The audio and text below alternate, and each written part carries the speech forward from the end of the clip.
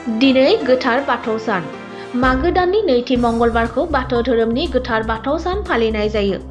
दाब दाब जायगायाव गोथार बाथौ सान फालिनायजों लोगोसे खैराबारि ओनसोलनि अलंबार गेजेर आरो गोजौ फरायसालियावबो मागो दाननि नैथि मंगलबार बाथौ सानजों लोब्बा लाखिना बाथौ फोरबो खुंदों।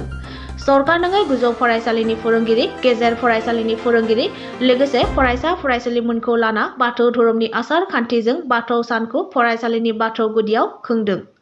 बिथांमोना फोरमायबावदों दि सरकारि नङैनि थाखाय माखासे फोरोंगिरिया बेथन मोनालासेनो थैलांबाय आरो माखासेया जेबो बेथन गैयालासेनो आजिराबो लाना थांबाय। नाथाय दासिम गोजौ फरायसालिया सरकारजों गनायथि होजायैयाव दुखु फोरमायदों बेथन मोनै फोरोंगिरि बिथांमोना।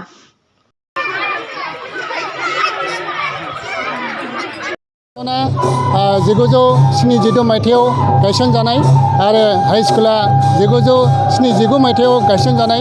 नाथाय जों दुखुनि बाथ्रा एम इ सेक्सना 1985 मायथाइयाव सरकारि जादों, नाथाय हाइ स्कुला दिनैसिम सरकारि जायाखै।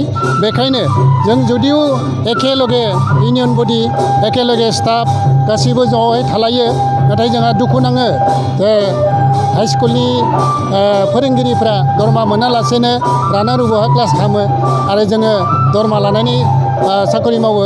जों बेवहाय जोंहा एसेबां गोसोआव असुबिदा फिल खालामो।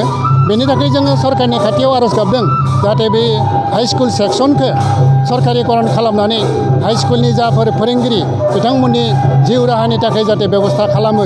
बे जोंनि मोनसे खावलायनाय थाबाय, जाहाथे इयुनाव सरकारा बेखौ बेबस्था लायो। आं अलंबार एम इ स्कुलनि गाहाय फोरोंगिरि हिसाबै आं सरकारनि खाथियाव बेखौ खावलायनाय थाबाय। आरो दिनैनि नैबे जा गोथार बाथौ सान, बे गोथार बाथौ साननि गेजेरजों गासै रायजो राजा आरो आर'नाइ निउस फोलेरनिसिम आंनि रोजा रोजा साबायखर बावनानै गोजोन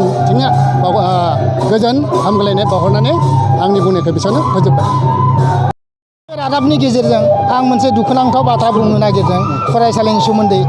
जों दिनै 40थि जोङो जा फोरबो सोलिगासिनो दङ, जों बोसोरफ्रामबो जों खोब गाजा गोमजायै सलायो, खुङो आरो जों फरायसालिनि जोंनि रिजाल्टआबो मोजां, जोंनि फरायसा फरायसुलिनो जों मोजां सोलोंथाइ आखल आखु होगासिनो दङ।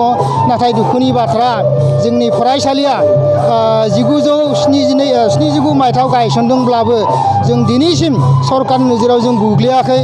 जोङो सरकारिकरन जों जायाखै, जायनि जाहोनाव जोंनि फोरोंगिरि गासै जोंनि जा स्टाफ बिसोरखौ आलाय सिलाय जानो गोनां जायो। दुखुनांथाव बाथ्रा, थांनाय 2019 मायथाइयाव जोंनि गोदोनि जा गाहाय फोरोंगिरि बिथाङा बेथन मोनालासिनो रिटायार जानो गोनां जाबाय। आरो सासे जोंनि हिन्दी मेडाम बिथाङा दुखुनांथावै बेथन गैयिनि थाखाय केन्सार बेमाराव भुगिनानै सिकित्सा खालामनो हायैनि बिथाङा जिउ गानो गोनां जादों। आरो दा जिखिना स्टाफ दङ बिथांमोनाबो खोब आलाय सिलाय दुखुनि गेजेरजों क्लास खालामदों, नाथाय सरकारनि नोजोराव जों अननाय मोनाखै। आरो जोङो माबा मोनसे सरकारनिफ्राय अननाय मोनगोन होननानै नोंथांमोननि रादाबनि गेजेरजों सरकारखौ जों हांख्रायनाय जादों।